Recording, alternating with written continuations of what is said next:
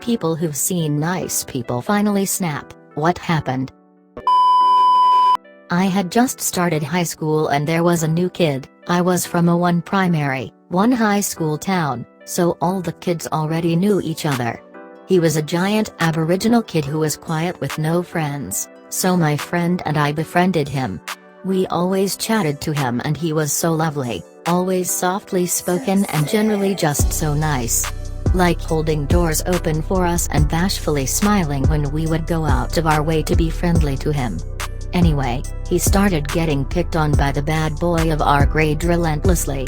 One day he snapped and beat him up with a garbage can and was expelled, and I never saw him again. I mentioned this in another thread. Samoan friend. Happiest, most friendly guy you ever want to meet. Some guy said something about his sister and of course it made him mad. My friend went after him and caught him. Punched about 3 times and we realized he was going to kill him. It took 3 of us normal-sized guys to hold his arm back from hitting the guy one more time. We told the other to run, like run fucking now. He did. Our friend was mad at us for a while for stopping him, then he went home. The next day it was as if nothing happened. He just went back to being a super nice guy. P.S. I forgot, a couple days later our friend's big brothers, were looking for that same guy that got the crap beat out of him. I don't think they found him but never did see him again. Never frick with a Samoan. The English were so scared of them that they were the only race, other than the Gurkhas, that had honorary white status. Source: look at the Australian Constitution, 1912.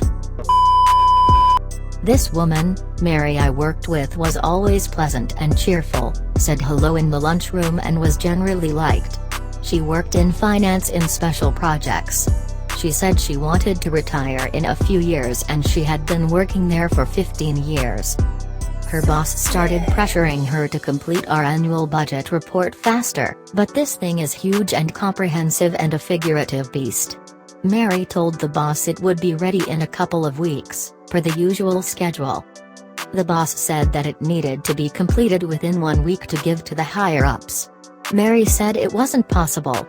Boss emailed Mary plus CC a bunch of co-workers and the assistant managers, calling Mary out for a poor work ethic and for making the department look bad. Mary said it wasn't possible and didn't appreciate being bullied. She put in her notice to retire by the end of the week, leaving her boss high and dry. She was the only one who could do the budget report in a timely manner, so the department was double fucked. Good for her. Back in 5th grade, I was super lucky to have the elementary school's favorite teacher. Every single student loved her. My class was always super loud and annoying. We were working on some assignment before and everyone was passing her off. She was only allowing students to go out if they finished the assignment. My slow ass was unfortunately one of the last kids in the room. This one student, who was a god-awful and annoying shitbag kid, was being way over the top. My teacher got up, put her hands over her ears and just started screaming, "Shut the fuck up. Just shut up. Shut up. Shut up." And she just stomped out of the room still screaming with her hands covering her ears. All of us just sat there in horror. Couple of kids just left to go to and I sat there just trying to finish the assignment. Our principal came into the room a few minutes later just telling the rest of us to go out to but she made the shitbag kid stay in the room with her. He was moved into the other 5th grade teacher's room after this. She was completely normal and fine after coming back. And there was nothing else that went wrong for the rest of year. Just worked her ass off and made all of us love her by her caring soul and all of that fun stuff. But that moment completely traumatized me. A long time ago, I used to do call center tech support for fairly complex issues. A really nice, quiet guy went through the same training class. He talked if you talked to him, but never went out of his way to chat. Right after training, the call center changes a ton of stuff. We start getting squeezed on the amount of time we can do documentation, how much research time we have, just metrics in general. It was utter bullshit, because the favorites got to go on smoke breaks as often as they wanted with the managers. We'd essentially be punished for that because we had to keep the average numbers in a certain area. He did all the right things. Talked to his manager, talked to their manager, then to HR.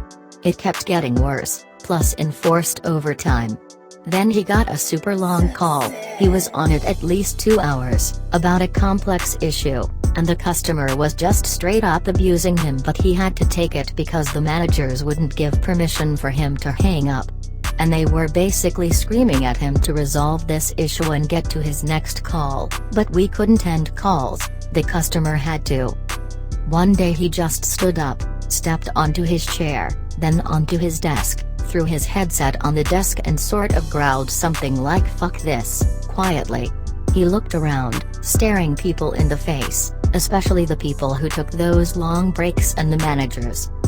Then he walked out and no one ever saw him again. Everyone was super quiet and afraid to move or say much of anything. My best friend had lost his mom to murder a few months prior when we were in the 10th grade. Somehow he had pulled himself together just enough to start going back to school. I don't know how he handled it with being an only child and growing up without a father. His mom was all he had. A kid that thought he was popular that got on everyone's nerves. Cracked twice to my friend's face about his mom's death. What he said isn't exactly sure. My friend threw him on the ground and punched him in the face multiple times. The end result was a broken nose, a broken left orbital, and my friend got kicked out of school. We were very grateful he taught him a lesson, but saddened it had to come at such a high cost. She was an assistant manager and was known for being soft-spoken. At a manager meeting, one of the general managers, who was known for being a total jackass to everyone, was going off on how every store should be run. Well, she snapped. You have the highest turnover rate out of any store in the district.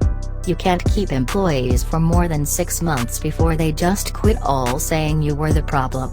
Maybe you should take that advice you're giving us and use it on yourself. Edit. Wow. I didn't expect this to blow up, and thank you so much for the silver. So for anyone who's invested in what happened next. She put in her 2 weeks, not even 3 days later. The manager who she yelled at was transferred to a different location out of that district. The store he managed has since bounced back and has been doing very well. An acquaintance of mine, Daryl, was always a quiet kid that bothered nobody. Given that he was 6 feet 5 inches and 250 pounds, he played football and was generally respected and liked. One day in Spanish class, the class clown was making his usual rounds talking shit, until he got to this one girl, Nellie.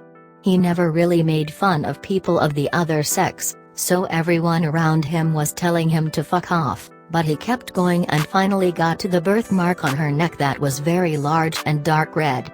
He told her that it dropped her a few numbers down.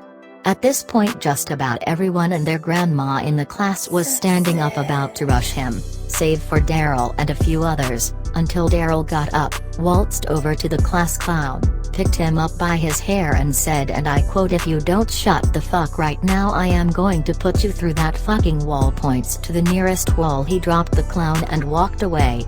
A few seconds later, with his band of merry men behind him, the clown tries to jump Daryl in the middle of the class. Daryl then proceeds to elbow him across the room, run over, pick him up by the shoulder, and put his hand through the drywall right next to the clown's head. Security by this point was called and both Daryl and the clown were arrested, with both only getting off with fines for damages. Every day, the spackle patch where the hole used to be humbles me every day. Edit. Train of thought. Had a friend. Jerry. In year 12 that was 7ish, and Jerry was massive. He had some sort of giant's disorder that made him huge. Recently he had been getting a lot of shit about his mother dying.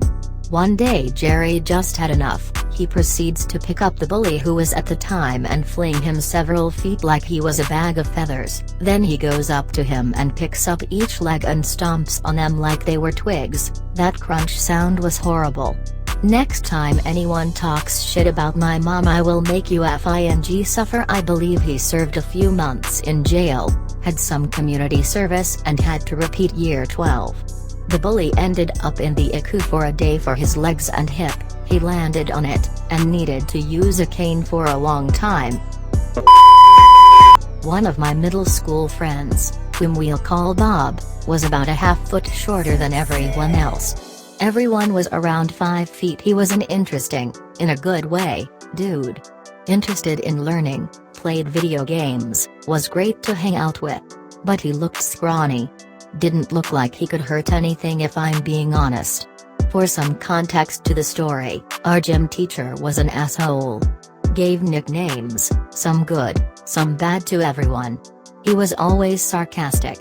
Always berating everyone, speaking down to us instead of encouraging them.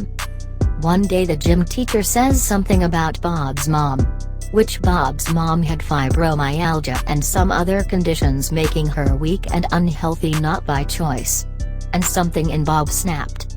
Bob completely took down this 6.5 feet monster gym teacher. Gym teacher looked like he stood no chance at that time. They were quickly pulled apart and Bob got expelled and had to move school, while the gym teacher was fired for fighting a student and being an overall asshole. Edit, on my first silver, thank you. Older brother's wedding. He's a very nice guy, almost too nice. He had a horrible girlfriend. He adored her though. She told him that he wasn't good enough and that she would break up with him unless he bought her this super fancy ring and married her. He did. His wedding was very stressful, and she was extra nasty. After they cut the cake, she got herself a huge slice and left him with none, telling him he should go on a diet. For context, he was underweight. He was working his way up to average. He snapped. Threw a handful of cake at her pretty dress and hair, then told her to expect divorce papers to sign. He proceeded to scream, cry, and rant about how horrible she was and how she made him suicidal. He's better now. They split up and live in different continents. Sorry for bad grammar and typos, I'm on mobile. Also sorry for flaws in the story, this was quite a while ago. When I was in high school, my group of like 6 friends were sitting at a round table in the cafeteria for breakfast. A table over, some girls had been tossing small chunks of their food in our direction.